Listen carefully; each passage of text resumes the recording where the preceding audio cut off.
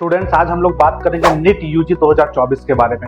कई स्टूडेंट्स के दिमाग में सवाल, ये संशय बना हुआ है कि क्या यह परीक्षा कैंसिल होगा, री एग्जाम होगा, एनटीए का क्या डिसीजन होगा, सुप्रीम कोर्ट का क्या आदेश होगा। तो आप यह जान लीजिए कि अभी भी सुप्रीम कोर्ट में इसकी जांच चल रही है। अभी जो भी ग्रेस मार्क्स वाले बच्चों को री एग्जाम का जो आदेश दिया गया, जिसकी एग्जाम 23 जून को है, इसके अलावा उनका 30 जून को रिजल्ट पब्लिश होना। लेकिन जो पेपर में धांधली की खबर आई थी, जिसमें पेपर लीक का जो खबर था, इसकी जांच चल रही है और कई हाई कोर्ट में भी मामले चल रहे हैं, जैसे Patna high court, Ranchi high court, Jabalpur high court, इन सब जगह भी ये मामला पेपर लीक का चल रहा है। इसके अलावा अगर हम इस साल के रैंक की पॉसिबिलिटी की बात करें, तो अगर हम इसको 2023 के नीट एग्जाम से कंपेयर करेंगे, तो आप एक डेटा समझ लीजिएगा कि अगर 2023 में हम बात करें 620 से 720 नंबर लाने वाले बच्चों की संख्या की, तो आप 13,241 बच्चे थे जिन्होंने 620 से 720 नंबर लाया था। वही अगर हम 2024 का डेटा देख रहे हैं, ग्राफ देख रहे हैं, तो 620 से 720 नंबर लाने वाले बच्चों की संख्या हो गई है 58,281 बच्चे। अब आप देख रहे हैं कि कितना ज्यादा रैंक में वेरिएशन आ रहा है। वही अगर हम बात करते हैं 520 से 620 लाने वाले बच्चों की संख्या, तो लास्ट ईयर जो थी वो करीब 91,500 समथिंग थी। इस ईयर जो वो ग्राफ है वो मात्र 1,02,640 है। यानी 520 से 620 लाने वाले बच्चों की संख्या बहुत ज्यादा अंतर नहीं है, रैंक में बहुत ज्यादा वेरिएशन है। लेकिन वो जो टॉप रैंकर बच्चे, उसके रैंक में बहुत ज्यादा वेरिएशन। इसके पीछे कई वजह है जो समझना बहुत जरूरी है, आवश्यक है, क्योंकि कई बच्चे अपनी रैंक अच्छे आने के बावजूद गैप लेने का सोचते हैं, ड्रॉप लेने का सोचते हैं। तो आप इतना जान लीजिए कि नीट यूजी का जो रजिस्ट्रेशन होता है, हर साल कम से कम 2 से 3 लाख बच्चों की संख्या बढ़ रही है। मतलब 2 से 3 लाख एप्लीकेंट हर साल बढ़ रहा है। 2024 नीट यूजी रजिस्ट्रेशन की हम बात करना चाहेंगे आपके सामने। एक दिन के लिए पोर्टल ऑन हुआ था। जब एक बार नीट यूजी का रजिस्ट्रेशन क्लोज हो गया था, उसके तकरीबन 20 दिन के बाद मात्र एक दिन के लिए रजिस्ट्रेशन ओपन किया गया था।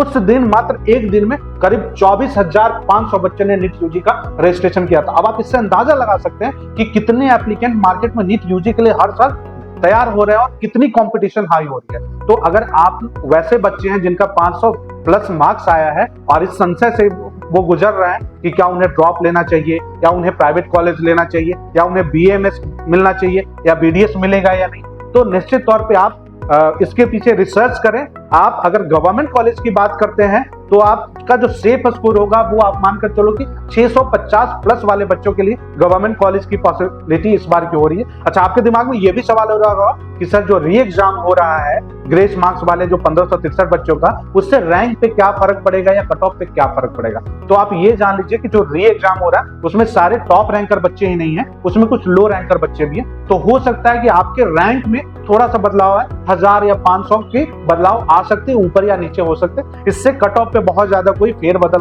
होने नहीं जा रहा है। यानी जो संभावित स्कोर अभी आपका है, उसमें मात्र रैंक में कुछ बदलाव आएंगे, 1000 या 500। अगर एडमिशन पॉसिबिलिटी की बात करें प्राइवेट कॉलेज के लिए आप देख रहे हैं, तो अगर आप 500 प्लस नंबर वाले बच्चे हैं, तब आप अच्छे प्राइवेट कॉलेज की उम्मीद इस साल भी कर सकते हैं। आपके लिए कॉलेज अवेलेबल है। वही अगर आप ड्रॉप लेने का सोच रहे हैं, तो आपको अगले साल के प्रोस्पेक्ट के बारे में सोच लेना होगा कि अगले साल में रैंक में वेरिएशन आ सकता है। क्योंकि अगर इस साल 24 और 25 लाख बच्चे ने नीट का पेपर दिया, तो अगले साल 28 से 29 लाख बच्चे नीट के पेपर में अपीयर हो सकते हैं। और आपका जो कंपटीशन होगा वो फ्रेश बैच के बच्चों के साथ होगा, तो निश्चित तौर पर वो कंपटीशन टफ होगा और आपके ऊपर एक मेंटल प्रेशर होता है कि आप एक ड्रॉपर स्टूडेंट है, आप ड्रॉपर बैच के स्टूडेंट हो। तो ड्रॉप लेने से पहले आपको बहुत बारीकी से सोचना चाहिए, समझना चाहिए। आपको काउंसलर से संपर्क करना चाहिए। अगर आप इसके बारे में विशेष जानकारी चाहते हैं, डिटेल इंफॉर्मेशन चाहते हैं, तो आप हमें संपर्क कर सकते हैं। आप हमारी टीम को संपर्क कर सकते हैं, भरपूर मदद की जाएगी। हमारी टीम तत्पर है हर बच्चों के सवाल को हल करने के लिए। अगर हम बात करें वैसे कोर्सेज की,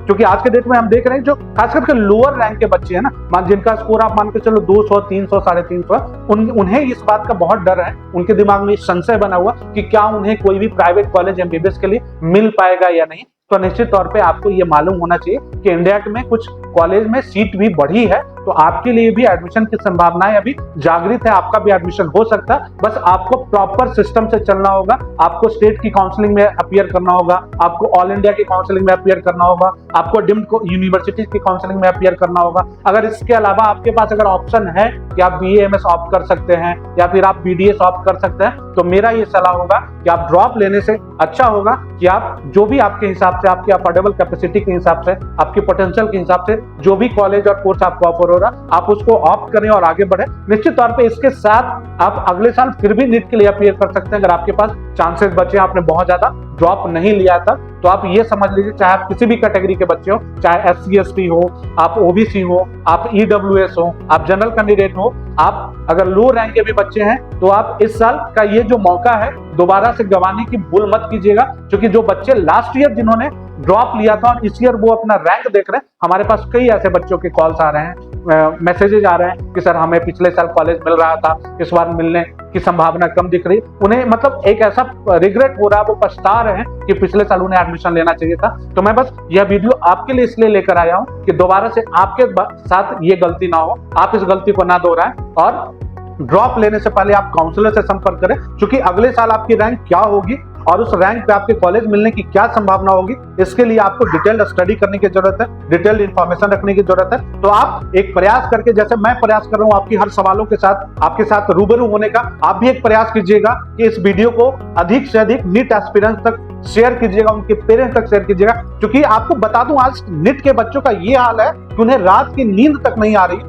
हमारे पास रात भर तक बच्चों के कॉल्स आते हैं कि सर क्या पॉसिबिलिटी है, क्या हमें कोई कॉलेज मिल पाएगा या नहीं मिल पाएगा, क्या हमें अब्रॉड में जाकर एडमिशन कराना होगा। अब आप ये जान लो कि अब्रॉड के भी कॉलेजेस की जो डिमांड है इस बार बहुत ज्यादा हाई हो गई है, और इसका सबसे बड़ा वजह जो है वो नीट के रैंक में जो इतना बड़ा वेरिएशन आ रहा है, ये हो रहा है। तो अब आप ये समझ लो कि अब्रॉड के कॉलेजेस की भी जो फी है वो बहुत ज्यादा बढ़ रही है, उसमें इंक्रीमेंट हो रही है। तो आप अगर गैप पे गैप, ड्रॉप पे ड्रॉप लेते जाएंगे तो आगे आने वाले वर्षों में आपके लिए नीट में मेडिकल के कोर्सेज में एडमिशन और ज्यादा डिफिकल्ट होने वाला है। तो बड़ा सजग होकर, बहुत सावधान होकर आपको डिसीजन लेने की जरूरत है। आप अपने पेरेंट्स के साथ बैठकर बात करें, उनसे बात करें कि क्या आपके पेरेंट्स सपोर्ट करने के लिए तैयार हैं, क्या आपके पेरेंट्स प्राइवेट कॉलेज को अफोर्ड कर पाएंगे। अन्यथा आपके पास BA MS और BDS का ऑप्शन है, उसमें भी आप अच्छे कॉलेज ले सकते हैं। क्योंकि लो रैंक वाले बच्चों को BDS और BA MS में भी अच्छे कॉलेज नहीं मिल पा रहे हैं। तो आप कम से कम इस बात का क्रेडिट खुद को दो